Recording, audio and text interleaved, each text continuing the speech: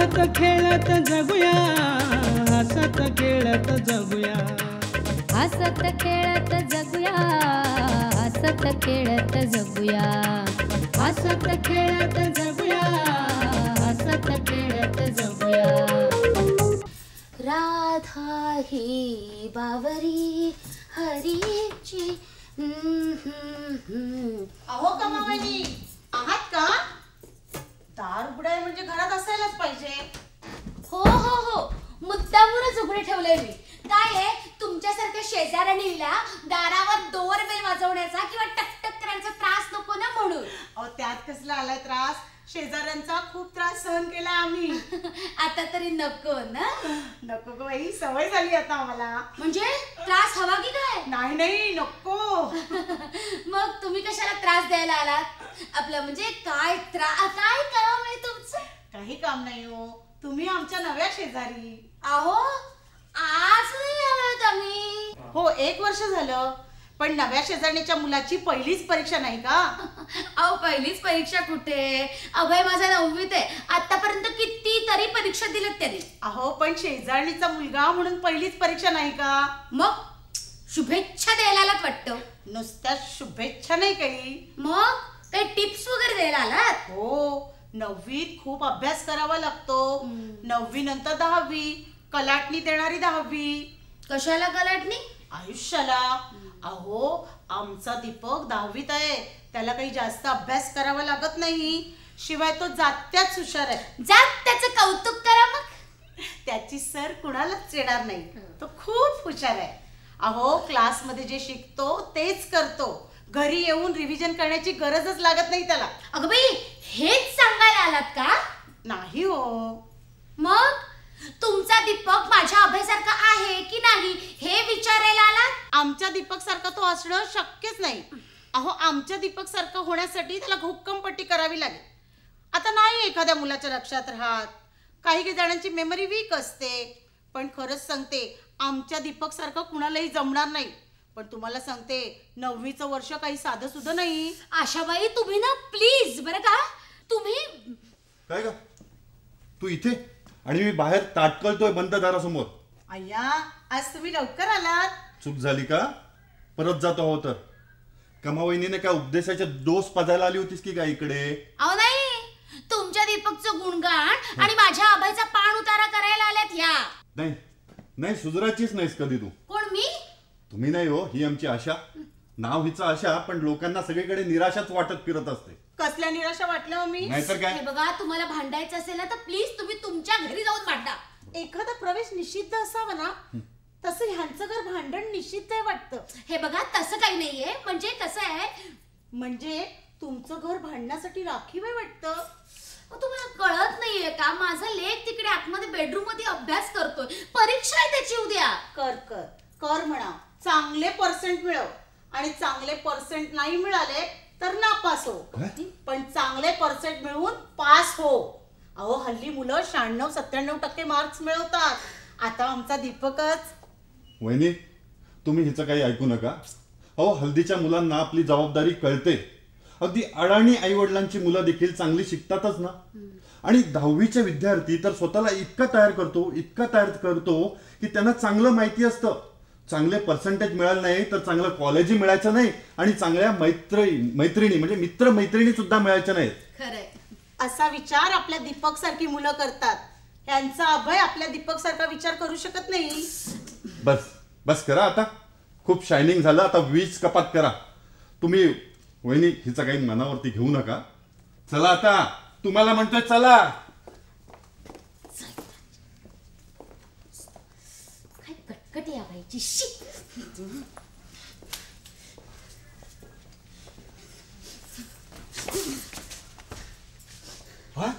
काय झालं तुला फुत करायला?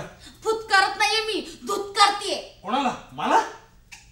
मग अच्छा, म्हणजे ती आशाबाई येऊन गेलेला दिसतायत म्हणूनच ही निराशा पदरी पडलीये. आता ही कोण निराशा? तुझं बिनसलंय का काही? कसं ओळखलं मी? बायका जशा मनकवड्या असतात ना, तसे पुरुषही मनकवडे झालेत आजकाल. कसं ओळखलं? सोपं आहे ग. अगं ज्या घरात आशाबाई जाणार त्या घरात निराशा येणारच. काय हो, त्या बाईची ख्याती इतकी वाईट आहे का? कली ज्या घरात जाईल त्या घरात कधी आनंद निर्माण झालेला हे तू बघितलंस का? बर मला सांग, ते आनंदीबाई हे आपलं ते आशाबाई निखारे टाकून गेलीये का अगदी आगच ओतून गेलीये? अग्निबाण टाकून गेली, अग्निबाण. सतत म्हणत होती माझा दीपक किती हुशार, पहिला नंबर कधी सोडला नाही त्याने. 96% 97%. म्हणजे तिला असं म्हणायचंय की आपला अभय ठीक आहे. ठीक आहे नाही, ती आपल्या अभयला ढ समजते. म्हणून काय आपला अभय ढ आहे का? अगं तिच्या समजण्याने न समजण्याने आपल्या अभयावर काही परिणाम होणार आहे का? मी तुला सांगतो, अगदी 9वीतून 10वीत जाताना आपला अभय उत्तम पर्सेंटेजनी पास होऊन जाईल की नाही बघ. ते काहीही नाही. आता आपण रात्रीचा दिवस करू, रात्रभर जागून त्याचा अभ्यास घेऊ. झोपेचं खोबर झालं ना तरी चालेल, पण त्या आशाबाईच्या नाकावर टिचून तिच्या दीपक पेक्षा माझ्या अभयनं 1% मार्क जास्त मिळवलाच पाहिजे. तेव्हा आता मिशन अभ्यास. हसत खेळत. हे भरलंय पाणी वाटा. अजून काय सांगितलं होतं तिने मला? आपल्याकडे तर काही नाही ना.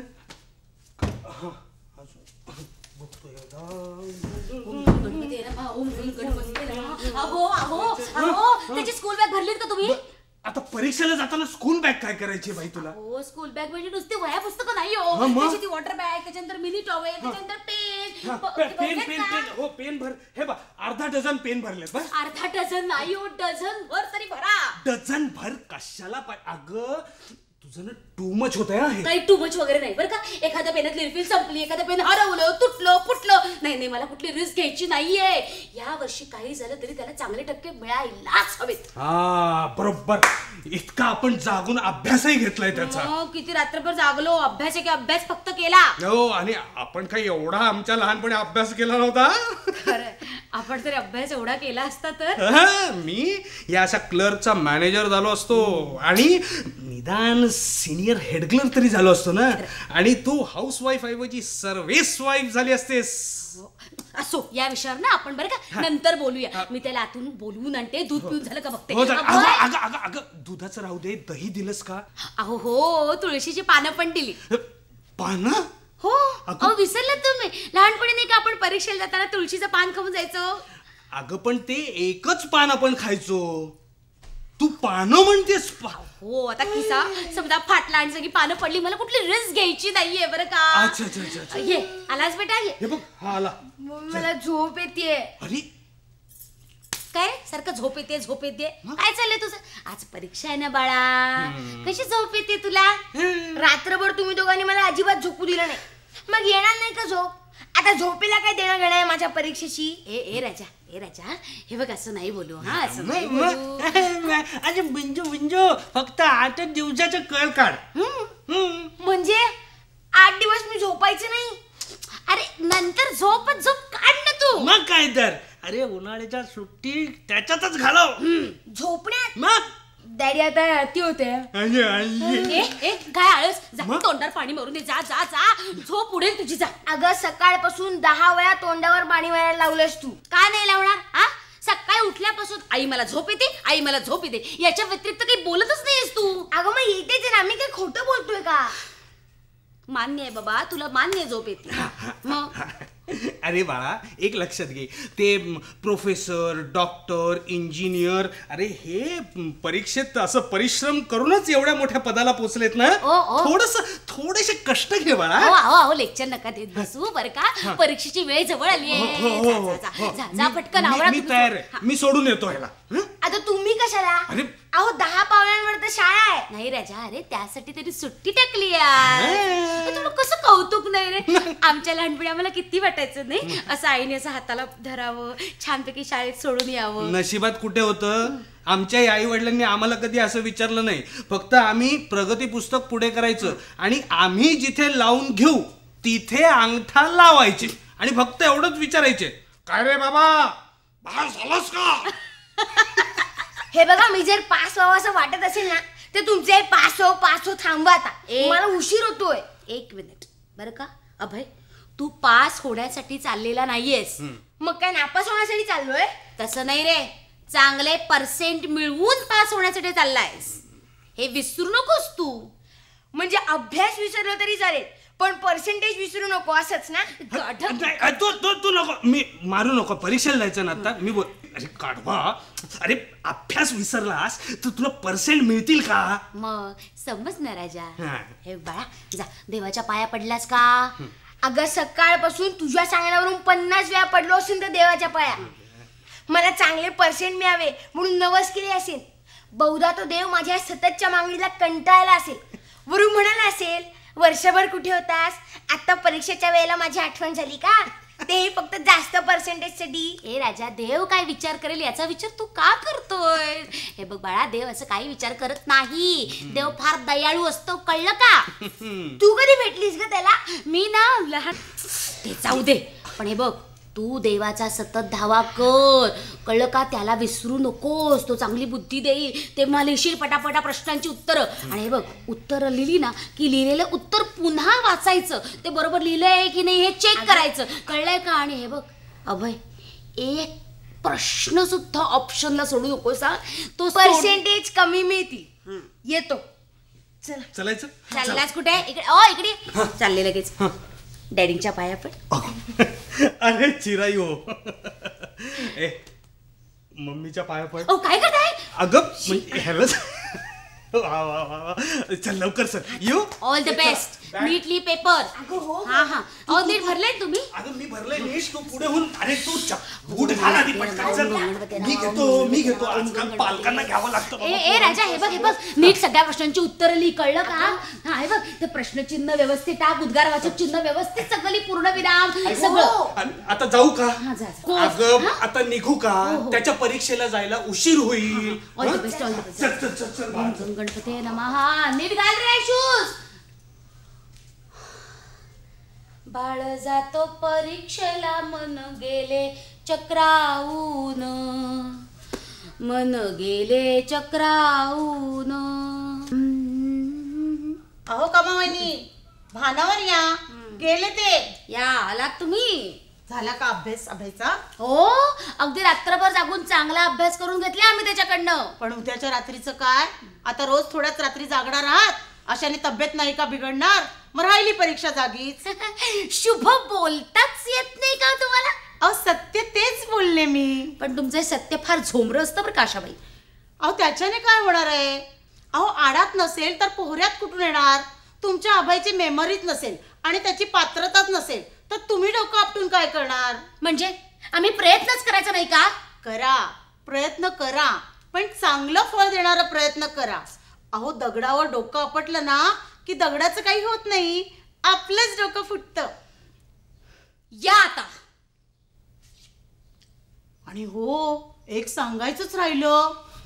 असं काय करता? अहो तुम्हाला माहित आहे ना, हल्ली फार चेकिंग होतंय. कसलं? कॉपी चेकिंग शाळेमध्ये. आणि परवाच मी टीव्हीवर पाहिलं, कुठल्या त्या परीक्षेला मुलांना म्हणे बुट आणि चपला बाहेर काढायला लावतात वर्गाच्या.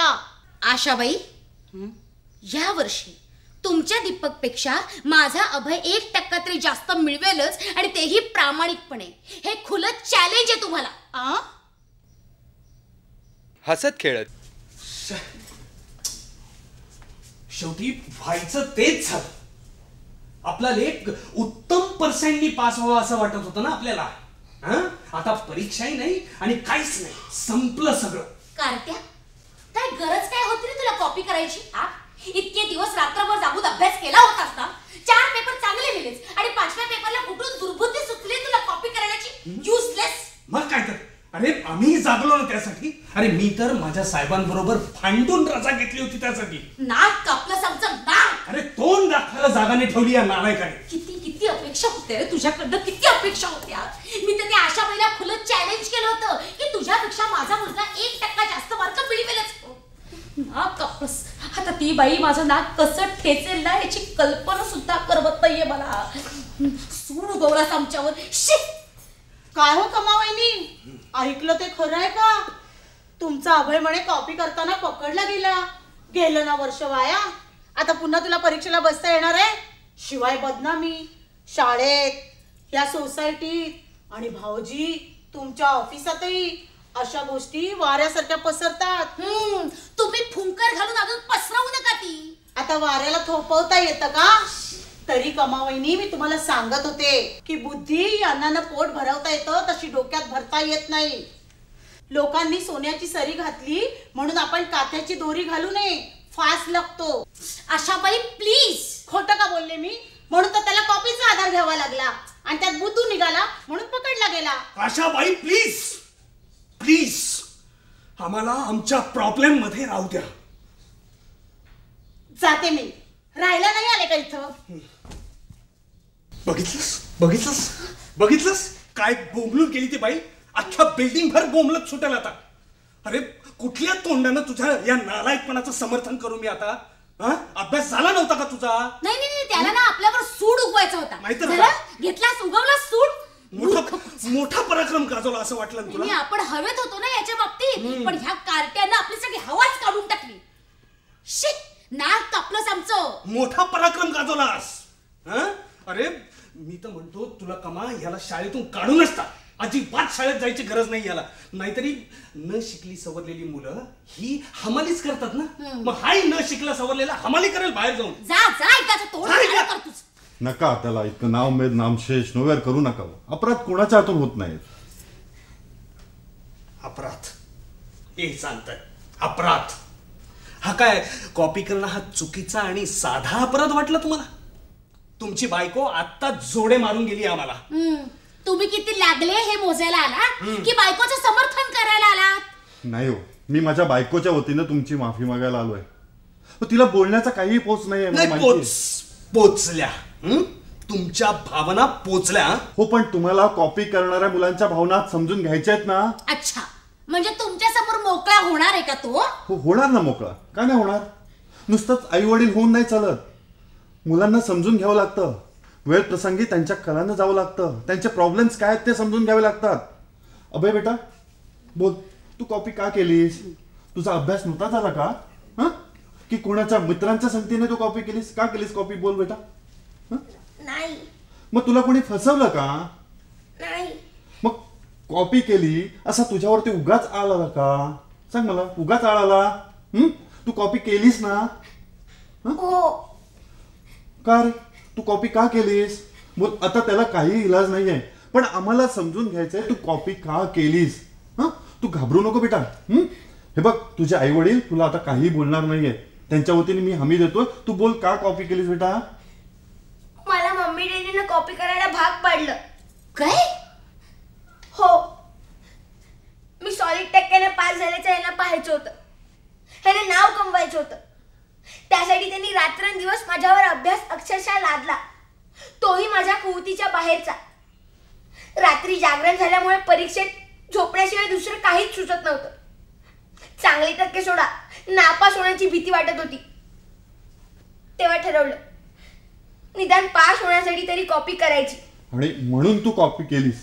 बघितलं बघितलं कसा निर्लज्जासारखं कबूल करतोय अजून. कार्ट्या, आधी का नाही बोललास? Just a minute. हेच नडतं तुमचं. तुम्ही तुमची मतं मुलांवरती लादता. ते तुमच्या मनासारखं वागावं हा तुमचा अट्टास असतो. तुम्ही सर्व फक्त तुमच्या मतांचा, तुमचा विचार करता, पण मुलांचा नाईलाज तुम्हाला समजत नाहीये. हो, सोसायटीमध्ये म्हणजे जनमानसात तुमचं नाव हवं, म्हणजे तुम्हाला कोणीतरी विचारावं, तुमचा मुलगा अरे वा ग्रेट ग्रेट खूप ग्रेट, राज्यात पहिला आला, 99% मार्क्स मिळाले त्याला. हेच ऐकण्यासाठी तुम्ही मुलांना स्पर्धेच्या तोंडी देता. म्हणून मध्यंतरी टक्केवारी न देण्याचा विचार पुढे आला होता. म्हणजे आमचं काही चुकतंय का? हो, तुमचंच चुकतं. हो, तुम्ही तुमच्या मुलांची आवाका कुवत जाणून न घेता त्यांच्याकडून फाजील अपेक्षा ठेवता. म्हणून मुलांना हे असे अपराध करायला भाग पडता तुम्ही. दोष ह्यांचा नाही हो, दोष तुमचा आहे. करेक्ट कानेरे साहेब, तुम्ही अगदी करेक्ट.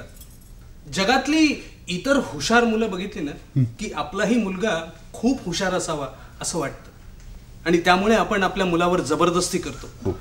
पण ही जबरदस्ती आता ह्याच्या पुढे नाही. खरं.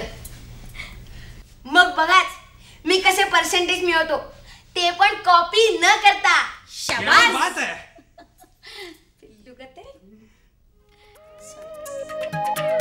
ज्याचं टेन्शन त्याचं टेन्शन टेन्शन विसरून जाऊया. त्याचं टेन्शन त्याचं टेन्शन टेन्शन विसरून जाऊया. हसत खेळत जगूया. हसत खेळत जगूया. हसत खेळत जगूया. हसत खेळत जगूया. हसत खेळत जगूया.